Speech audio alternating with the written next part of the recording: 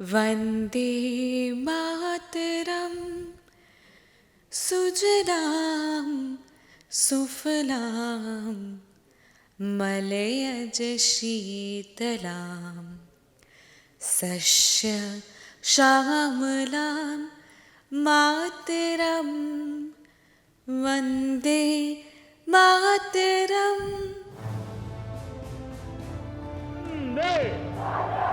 वंदे वंदे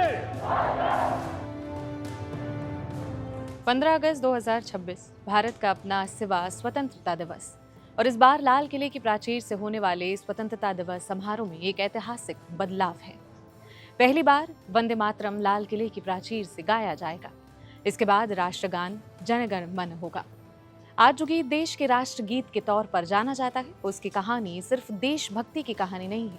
इसके साथ आजादी की लड़ाई का इतिहास जुड़ा है और इसके साथ एक ऐसा विवाद भी जुड़ा है जो करीब 120 साल से ज्यादा समय बाद भी खत्म नहीं हुआ। सवाल यह है कि आखिर वंदे मातरम ऐसा गीत कैसे बना जो एक तरफ आजादी की लड़ाई की आवाज बन गया और दूसरी तरफ मुस्लिम समुदाय के एक हिस्से के लिए विवाद का कारण भी बना। इस कहानी को समझने के लिए हमें करीब 150 साल पीछे जाना होगा। बंकिम चंद्र चट्टोपाध्याय ने वंदे मातरम की रचना 1870 के दशक में की थी। ये रचना 7 नवंबर 1875 को बंग दर्शन पत्रिका में प्रकाशित हुई थी। बाद में इसे 1882 में प्रकाशित उपन्यास आनंद मठ में शामिल किया गया। यहीं से शुरू होती है वंदे मातरम की वो यात्रा जो आगे चलकर इसे भारत के स्वतंत्रता आंदोलन का एक बड़ा प्रतीक बना देती है। लेकिन वंदे मातरम को समझने के लिए सिर्फ गीत को समझना काफी नहीं है। इसके पीछे लिखे गए उपन्यास आनंद मठ को समझना बहुत जरूरी है। आनंद मठ की कहानी 18वीं सदी के आखिरी हिस्से के बंगाल की पृष्ठभूमि में है। इसमें सन्यासी विद्रोह और बंगाल के अकाल के दौर को आधार बनाया गया। उस समय बंगाल भयानक आर्थिक और कृषि संकट से गुजर रहा था। 1770 का अकाल इतना भयानक था कि बड़ी संख्या में लोगों की मौत हुई। लेकिन बंकिम चंद्र ने इस त्रासदी को जिस तरह अपनी कहानी में पेश किया, वहीं से विवाद की एक बड़ी वजह सामने आती है। उपन्यास में बंगाल की बदहाली के लिए मुस्लिम नवाब को जिम्मेदार ठहराया गया। कहानी में यह दिखाया गया कि नवाब ईस्ट इंडिया कंपनी के सामने कमजोर था और उसकी सहमति ने बंगाल को और कमजोर कर दिया। इतिहासकार तानिका सरकार ने birth of goddess Vande Mataram आनंद मठ एंड हिंदू नेशनहुड में आनंद मठ की इसी कहानी का विश्लेषण किया है। उनके मुताबिक उपन्यास में अकाल के लिए जिम्मेदारी और अकाल के शिकार लोगों के बीच एक धार्मिक विभाजन दिखाई देता। यानी एक तरफ मुसलमानों को जिम्मेदार पक्ष के तौर पर दिखाया गया और दूसरी तरफ हिंदुओं को पीड़ित समुदाय के तौर पर। और यहीं से आनंद मठ की कहानी सिर्फ अंग्रेजों के खिलाफ संघर्ष की कहानी नहीं रह जाती, इसमें हिंदू और मुस्लिम पहचान का सवाल भी जुड़ जाता है। उपन्यास के कुछ पात्र अकाल और हिंदुओं की बदहाली के लिए मुसलमानों को जिम्मेदार मानते हैं। एक जगह एक पात्र कहता है कि धर्म, जाति और सम्मान सब खत्म हो गए हैं और जब तक मुसलमानों को बाहर नहीं निकाला जाएगा तब तक हिंदू धर्म को कैसे बचाया जा सकता है। एक दूसरे हिस्से में उपन्यास का पात्र सत्यानंद मुसलमानों को भगवान का दुश्मन बताते हुए उन्हें खत्म करने की बात करता है। ये उपन्यास के पात्रों की बात है, लेकिन इन बातों का महत्व इसलिए बढ़ जाता क्योंकि इसी उपन्यास में आगे चलकर वंदे मातरम आता है और फिर ये गीत किताब के पन्नों से निकलकर देश की राजनीति और आजादी की लड़ाई का हिस्सा बन जाता है। 1896 में कलकत्ता में भारतीय राष्ट्रीय कांग्रेस के अधिवेशन में रविंद्रनाथ टैगोर ने वंदे मातरम गाया। इसके बाद 1905 में बंगाल विभाजन के आंदोलन के दौरान ये गीत एक बड़े राजनीतिक नारे में बदल गया। वंदे मातरम अब सिर्फ एक कविता नहीं था, ये अंग्रेजी शासन के खिलाफ संघर्ष की आवाज बन चुका था।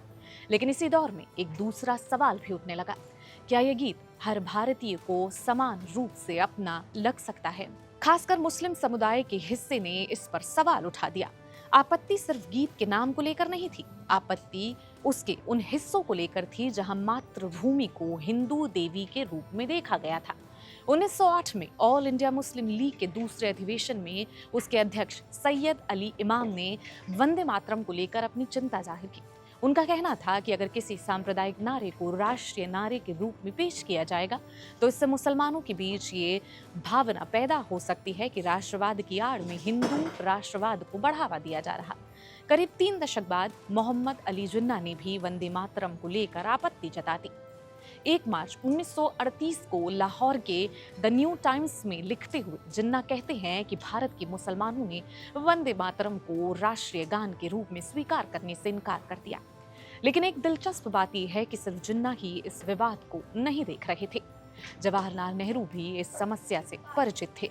1937 में नेहरू ने रविंद्रनाथ टैगोर को पत्र लिखकर पूछा कि गीत के अनुवाद को लेकर उनकी समझ सही है या नहीं। नेहरू की चिंता ये थी कि गीत की पृष्ठभूमि मुस्लिम समुदाय को परेशान कर सकती। अब सवाल था कि इस विवाद का रास्ता क्या निकले। यही रविंद्रनाथ टैगोर की राय बेहद महत्वपूर्ण हो जाती है। टैगोर का मानना था कि वंदे मातरम के शुरुआती 2 अंतरों में कोई धार्मिक संदर्भ नहीं है।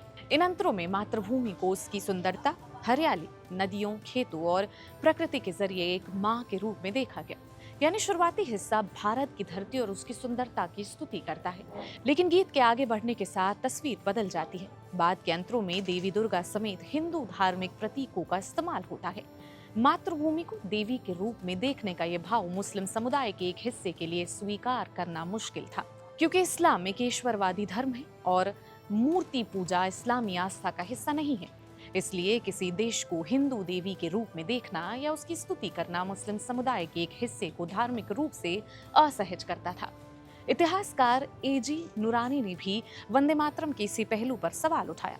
उनका तर्क था कि जब बंगाल की जमीन और फिर पूरे भारत को एक हिंदू देवी के स्त्री के रूप से जोड़ा जाता है तो मातृभूमि खुद एक देवी के रूप में सामने आती है। और यही सवाल खड़ा होता है कि क्या ऐसी गीत पूरी तरह धर्मनिरपेक्ष राष्ट्रीय गीत हो सकता है। अब एक और महत्वपूर्ण तथ्य, वंदे मातरम के शुरुआती 2 अंतरों और बाद के 2 अंतरों की प्रकृति एक जैसी नहीं है। शुरुआती 2 अंतरे मातृभूमि की सुंदरता, समृद्धि की बात करती हैं। बाद के अंतरों में भाषा ज्यादा धार्मिक और युद्ध के प्रतीकों से जुड़ जाती है।